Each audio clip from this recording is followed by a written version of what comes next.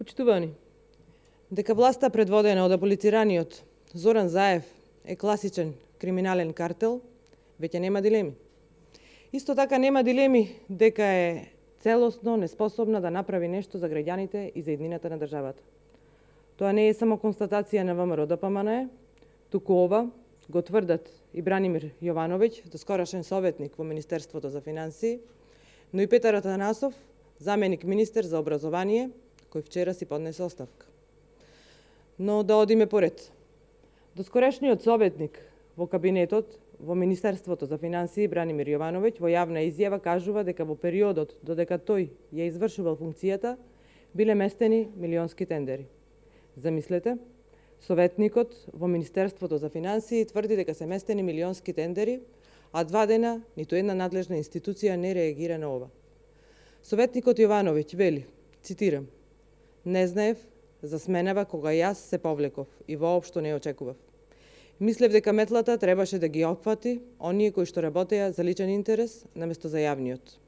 Оние кои местеа милионски тендери, оние кои трошеа државни пари, а ништо не работеа." Затворен цитат. Внимавајте, оние кои работеа за личен интерес и местеа милионски тендери. Да биде уште појасно, истиот тој Бранислав Јовановиќ појасни дека во својот статус мислел конкретно на вице-премиерот за економски прашања Кочо Андјушев. По-конкретно, посочување од ова здравје. Сега обвинителството е на потек по овој допрен глас од јавност. Обвинителството треба веднаш да покрене постапка и да утврди кои тендери се местени од Андјушев. Исто така да утврди дали Зоран Заев, Оливер Спасовски, Венко Филипче или било кој друг министер, заменик министер, директор или друг владин или државен функционер кој подлежи на долго најавуваната метла, местел милионски тендери и кои тендери. Дополнително, самиот факт што Зоран Заев се себе именува за министер за финансии докажува дека тој има намера криминалот да го вклучи на најако, а патем да ги исклучи сите фактори кои што може да го спречат или да дознаат за спроведување на неговиот веќе виден систем евро за вицето, евро за црквата. Почитувани, не помалку скандалозна е изјавата на досегашниот заменик министер за образование и наука Петар Атанасов, кој сам си поднесе оставка и кој во директна порака до Заев тврди дека оваа власт е неспособна, не работи и дека многу проекти токму од Заев се закочени. Еве што пишува Атанасов.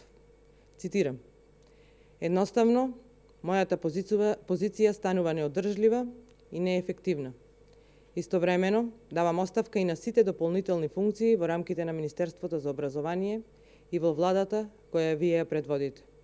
Промените во образованието, кои ги навестувавме, не ги остваруваме. Затоа е ова вака. Веројатно вие најдобро знаете. За жал, извештајот и предлог мерките останаа во вашиот кабинет. Се чини дека иако декларативно сите говорат дека се залагаме да ги задржиме младите во државава, без вистинска реформа и поквалитетно образование, како и можност за поголем просперитет на младите, тоа нема да се случува." Затворен цитат.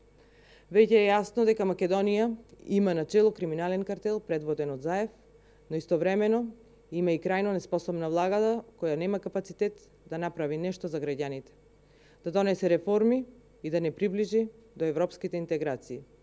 Со оваа власт нема перспектива и напредок. Ова е поразително. Или кратко кажано, имаме власт која работи само за свое лично богатење. Благодарам.